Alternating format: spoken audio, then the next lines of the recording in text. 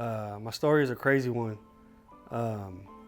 My background, I got 18 years of retail experience.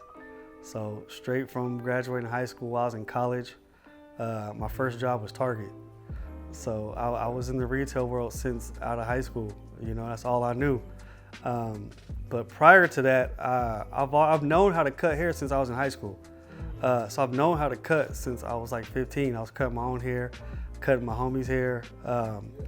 Back when I was in school, it was nothing but the waves with the lineup. We wasn't doing no fades or nothing like that. You had the all leaving with the waves and the crispy lineup with the ice pick sides, you know what I'm saying? So that's what I was doing before the football games. I was cutting everybody, you know, just hooking the homies up because I cut my own hair. So I, you know, was always doing that with the friends, my brothers, you know, just cutting out. Everybody's like, oh, I know a barber. But I was like, I don't want no barber. I just know how to cut, you know, just take it all even and line you up, you know. But I was introduced to it to high school. It was always something that I enjoyed doing. I just liked doing it. I liked hooking people up and making them look fresh or boost their confidence. Whatever a haircut does for somebody, I liked how it made me feel, you know, back in school. I grew up, my mom was a single mother. I was born in Culver City, and she moved us out to Fontana. So that's where I grew up at. Went to school in Upland because she was a teacher.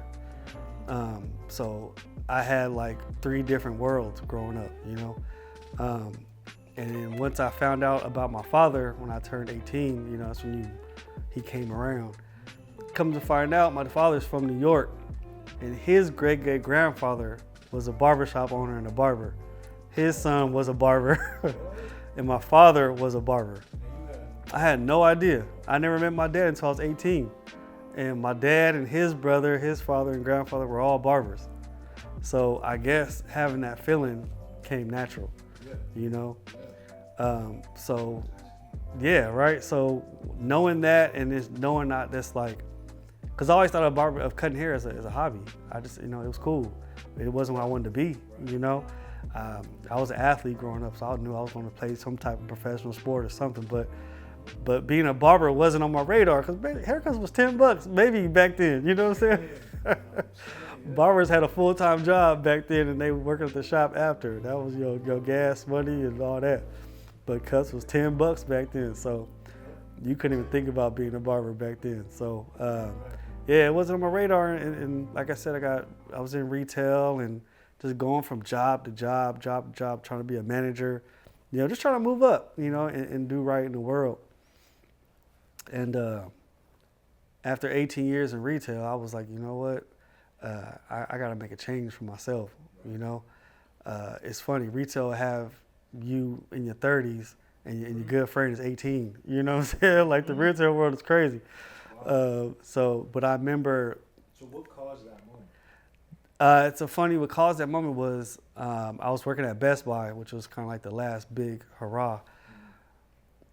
Black Friday coming around, you know, everybody gets around. It's like, oh man, this is like my 4th Black Friday. Or, oh, man, I'm so tired of working Black Friday.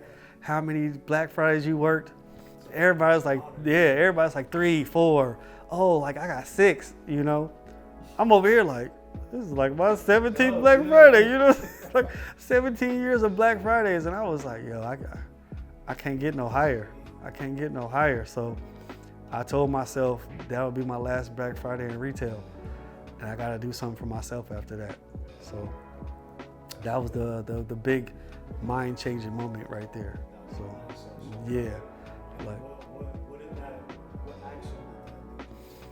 So it was really more. I'm a very unselfish, laid-back, soft-spoken person. That mindset made me want to put myself first.